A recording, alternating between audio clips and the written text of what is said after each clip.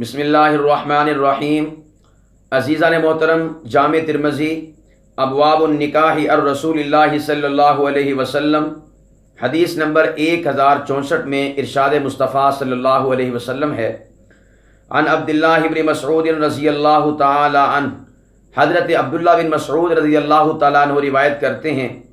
قال خرجنا مع رسول اللہ صلی اللہ علیہ وسلم ونحن شباب لا نقدر على شيء، فرماتے ہیں کہ ہم ایک مرتبہ نبی پاک صلی اللہ علیہ وسلم کے ساتھ کہیں باہر نکلے،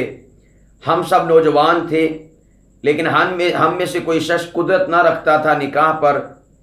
فقال یا معاشر الشباب، اللہ کے نبی نے اس موقع پر ارشاد فرمایا، اے نوجوانوں کی جماعت، علیکم بالباءۃ، تم پر لازم ہے کہ تم شادی کرو، فإنہ اغض للبصر،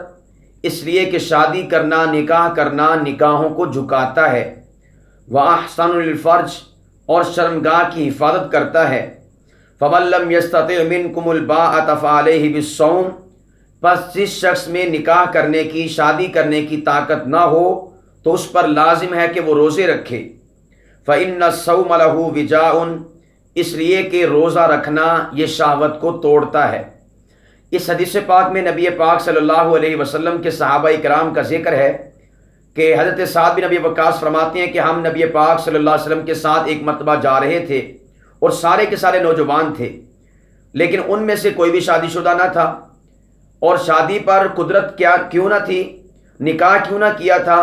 اس لیے کہ مال پاس نہیں تھا، مال کی وجہ سے نکاح نہ کر سکے۔ تو اس موقع پر اللہ کے نبی نے فرمایا، اے نوجوانوں کی جماعت، علیکم بالباءۃ، تم پر لازم ہے کہ تم شادی کرو، یعنی سب سے پہلا تمہارے اوپر فرض کیا ہے کہ شادی کرو۔ اس کی وجہ کیا ہے، اس کی ریزن کیا ہے، اس کا فائدہ کیا ہے، اس کا نتیجہ کیا ہے؟ تو پیارے آقا محمد کریم صلی اللہ علیہ وسلم نے ارشاد فرمایا، فإنہ اغض للبصر، شادی کرنا، نکاح کرنا انسان کی نگاہوں کو جھکاتا ہے۔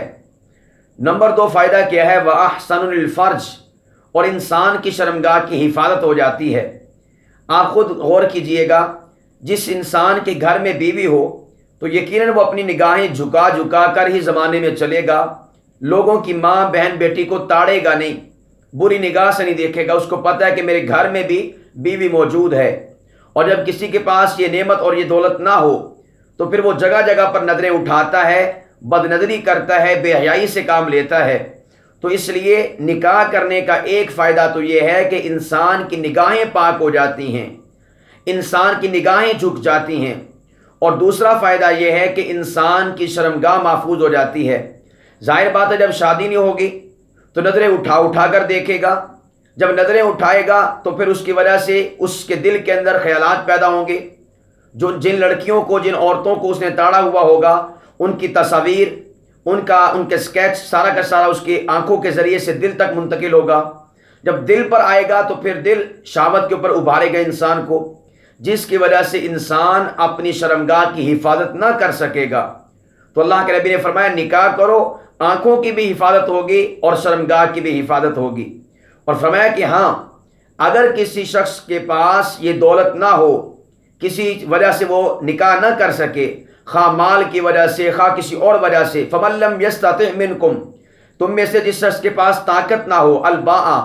نکاح کرنے کی، شادی کرنے کی، تو میرے آقا نے فرمایا فعلیہ بالصوم، تو پھر اس پر لازم ہے کہ وہ روزے رکھے۔ یا رسول اللہ روزے کیوں رکھ رہے ہیں؟ پیارے آقا نے فرمایا فإن الصوم لہ وجاء، اس لیے کہ روزہ انسان کی شہوت کو توڑ دیتا ہے، چونکہ معاملہ شہوت سے خراب ہوتا ہے، اور اس خرابی کو روکنے کے لیے پیارے آقا نے ایک نسخہ، ایک کیمیا بتا دیا کہ روزہ رکھو، روزہ آپ کی شہوت کو توڑے گا، جس کی وجہ سے نہ آنکھ بھٹکے گی اور نہ ہی شرمگاہ غیر محفوظ ہوگی۔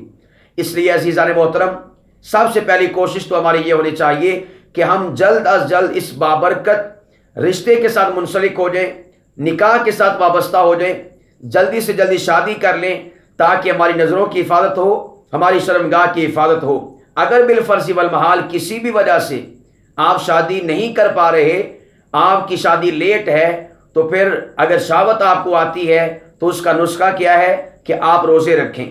روزے رکھیں گے تو انشاءاللہ العزیز شہوت آپ کی ٹوٹے گی، شہوت آپ کی ختم ہوگی، اور جس کی وجہ سے آپ برائی کا شکار نہیں ہوں گے۔ عزیزان محترم، یاد رکھیے گا، یہ آپ کی نگاہیں जिस हुस्न और ख़ूबसूरती को महसूस होती हैं और देखती हैं और सराबी हासिल करती हैं, याद रखिएगा इन निगाहों पर सिर्फ और सिर्फ आपकी बीवी की, आपकी ज़ोजा की खूबसूरती के ज़रिए से सराबी हासिल करना ये जायज़ है, इसके अलावा कहीं और पर नहीं। अगर आप इसके अलावा करते हैं, अपनी आंखों को ठंडा करते हैं किसी और को देखकर, किसी के हुस्न से, उसकी खूबसूरती से, उसके जमाल से आरास्ता पिरास्ता होने से अपनी आंखों को शादमा करते हैं, तो आप गुनाह कर रहे हैं। आपकी आंखों पर जो इस हवाले से सराबी है, सिर्फ आपकी ज़ोजा का हक है कि आप उसके हुस्न को देखें, उसकी खूबसूरती को देखें, उसकी रानाई को देखें, उसकी आराइश को देखें, उसकी ज़िबाइश को देखें, उसके जमाल को देखें, उसके कमाल को देखें और उसको देखकर अपनी आंखों को ठंडा करें, ना कि किसी और को देखकर अपनी आंखों को ठंडा करें। और इसी तौर पर अपनी शर्मगाह की जो चाहत है उसको पूरा करने का एक ही रास्ता, एक ही तरीका है कि शरई निकाह के ज़रिए से अपनी वाइफ के साथ, अपनी औरत के साथ, अपनी बीवी के साथ, अपनी ज़ोजा के साथ इस ख्वाहिश को पूरा किया जाए, ना कि कहीं और पूरा किया जाए। अगर आपने इस रास्ते के अलावा कहीं और शहावत को पूरा किया तो याद रखिएगा आप जुर्म का इर्तिकाब कर रहे हैं, आप गुनाह का इर्तिकाब कर रहे हैं। अल्लाह सुब्हानहू व तआला हम सब को शादी के, निकाह के मामले को सीरियस लेने की तौफीक अता फरमाए और खुदा करे कि जल्द अज जल्द हम इस रिश्ते के साथ अपने आप को वाबस्ता करें, डिले ना करें, लेट ना करें, इसलिए कि जितना इंसान डिले करता है, लेट करता है, बुराई के चांसेस उतने ज़्यादा बढ़ना शुरू हो जाते हैं। और अगर बिलफर्ज वल महाल हम डिले कर रहे हैं, किसी वजह से डिले हो रहा है, तो अल्लाह पाक के नबी ने जो हमें नुस्खा बयान किया है, बताया है रोज़ा रखने का, अल्लाह सुब्हानहू व तआला हम सब को इस नुस्खे पर अमल करके अपनी ज़ात को बुराई से बचाने की और महफूज रखने की तौफीक अता फरमाए। वमा अलैना इल्लल बलागुल मुबीन।